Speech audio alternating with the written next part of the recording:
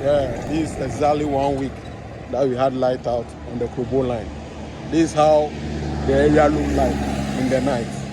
Charlie, you know, easy, but we did inside. We are hoping they will resolve this issue and we'll get our lights back.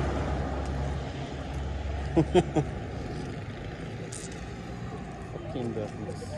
Yeah. Like life without light, like Charlie, it's a mess.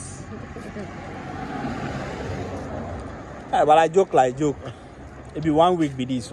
Yeah, we day inside total darkness. Plastic. Yo, champion. Huh.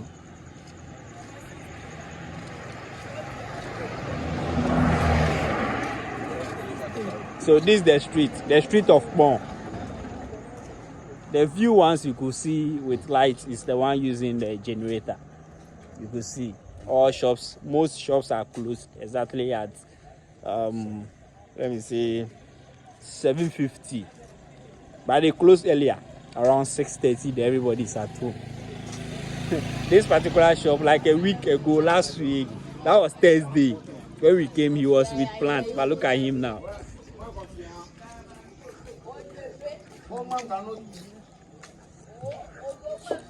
This is the street of Bon,